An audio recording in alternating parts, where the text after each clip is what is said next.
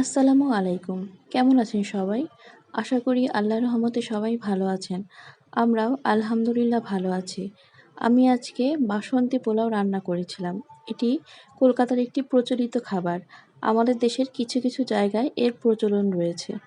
যদিও আমরা যে পোলাও খাই তার থেকে আমার কাছে এই বাসন্তী পোলাও বেশি ভালো লেগেছে। তো আমি এখানে ১ মগ বাসমতি চাল নিয়েছি। আপনারা চাইলে যেকোনো পোলাও চাল নিতে পারেন। যদিও কলকাতায় এটি গোবিন্দভোগ চাল দিয়েই বেশি রান্না করা হয়।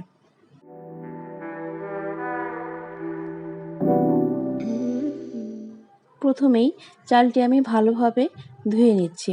যতক্ষণ চাল দিয়ে সাদা পানি বের হচ্ছে ততক্ষণ এটি ধুতে হবে।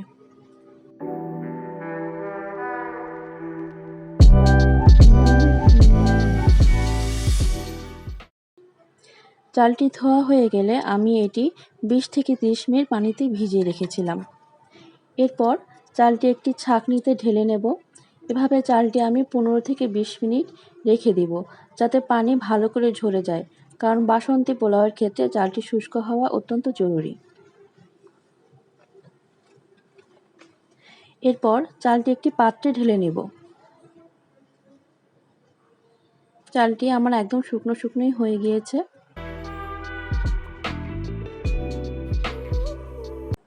এতে ১ চা চামচ হলুদ গুঁড়ো দিব,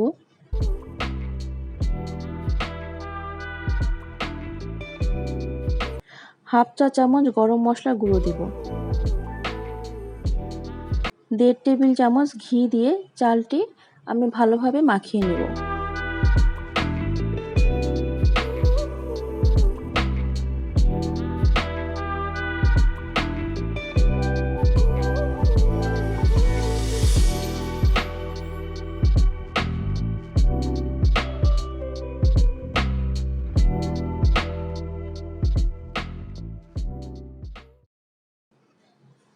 তো আমার চালটা মাখানো হয়ে গিয়েছে।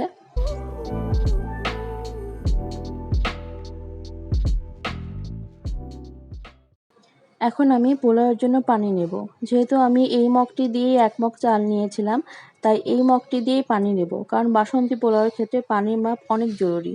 এই পোলাওটি ঝরঝরে না হলে ভালো লাগে না। আমি ১ মগ চাল নিয়েছিলাম, তাই এখানে ২ মগ পানি নিয়ে গরম করব। এরপর আমি একটি পাত্রে ১.৫ টেবিল চামচ পরিমাণ ঘি নিয়ে এতে কিছু কাজু বাদাম ও কিশমিশ দিয়ে ভেজে নেব।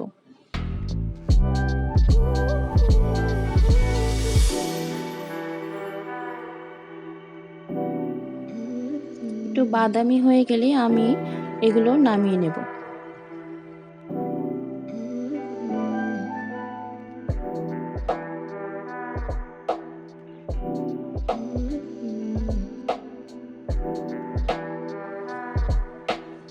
এরপর এতে আরও ১/২ টেবিল চামচ ঘি দিয়ে এরপর এতে সামান্য রসুন কুচি দিয়ে কিছুক্ষণ নাড়াচাড়া করে নেব।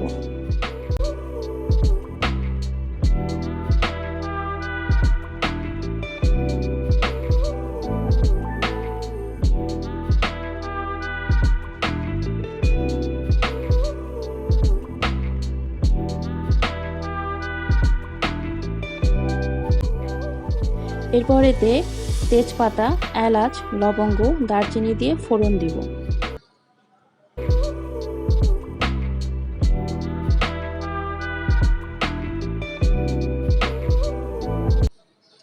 যখন একটু মিষ্টি গন্ধ বের হবে তখন এতে চাল দিয়ে দেব।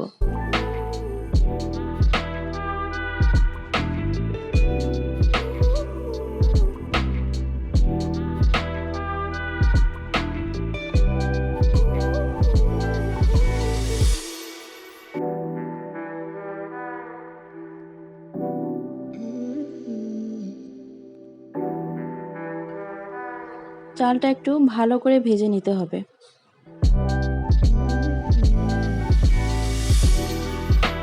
চালটা প্রায় ৩ থেকে ৪ মিনিট ভাজার পর একটু যখন সাদা বা ফেড হবে এরকম, তখন এতে আগে থেকে মেপে রাখা গরম পানি যোগ করে দেব।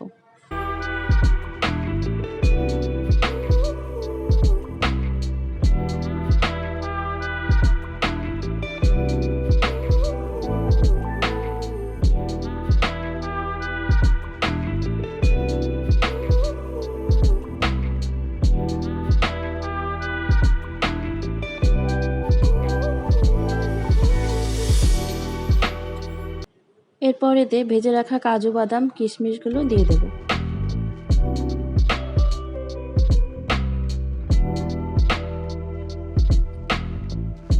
স্বাদ মতো লবণ দেব।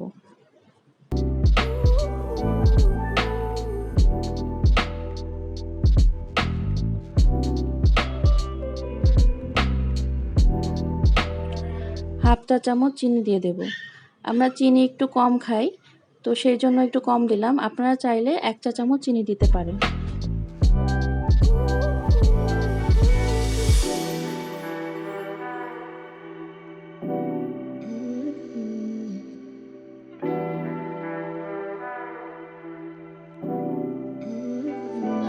এরপর এতে 3টা কাঁচামরিচ একটু চিড়ে আমি ঢাকনাটা ঢেকে লো ফ্লেমে 15 মিনিট রান্না করব।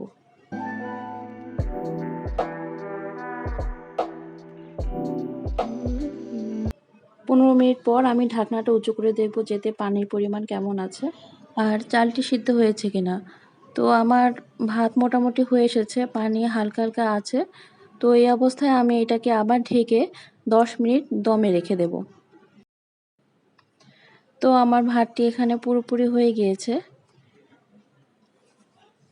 এখন এটাকে আমি পরিবেশন করব। তো এই হলো আমার বাসন্তী পোলাও। আপনারাও চাইলে এটি বাসায় ট্রাই করতে পারেন, আশা করি ভালো লাগবে।